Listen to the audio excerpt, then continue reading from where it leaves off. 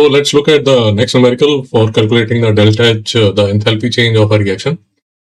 Iodine and chlorine react at high temperature to form iodine monochloride ICl. Equation is given, and structures of the molecules are IICl, ICl. So they are asking for the delta. Now this question is similar to the question that we have done before, almost same. So here iodine and bromine were reacting. Here iodine and chlorine are reacting, as I've told you before. Here 1 mole of iodine molecules is being broken. So this is the amount of energy which will be required to break the bonds of iodine.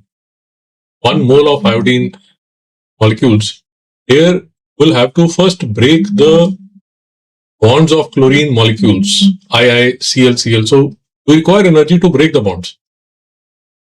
We require energy to break the bonds of II and ClCl. So the total energy which will be required would be, because it's an energy which we'll have to put in the system. So it will be, because there are 1 mole of iodine and 1 mole of chlorine. So if you see 392 kilojoule is the amount of energy which is required to break the bonds of iodine and chlorine. Basically, the total of 392 kilojoule amount of energy is required to break the reactants first. That is another way of looking at the things. So basically, to break the reactants, bonds of the reactants, I will be requiring,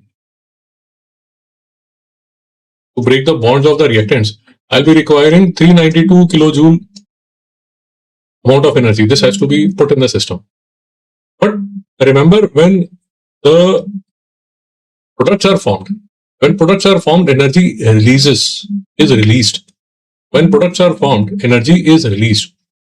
Because 2 moles of ICl, iodine monochloride, is being formed. Or when 1 mole of ICl is made, then 218 kilojoule of energy would be leaving the system. But we are making 2 moles. So that is why I multiplied by 2.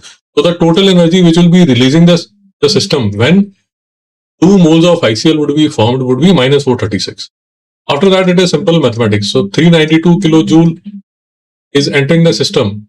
436 kilojoule is leaving the system. So there will be net energy which will be released from the system.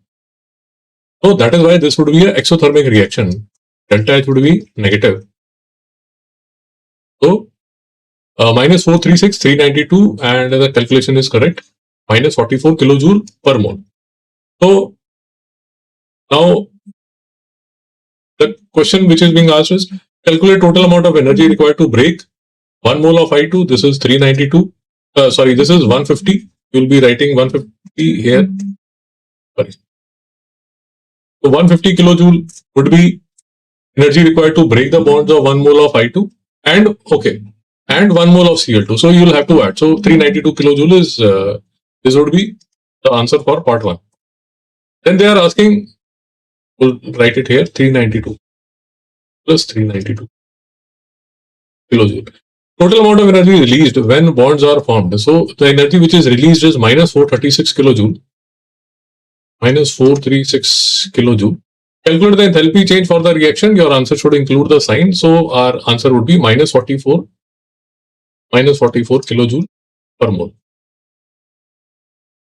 A fairly simple question. You should have a basic understanding of the bonding, and if you do 3 or 4 questions like these, you're able to do these questions in exam also. So let's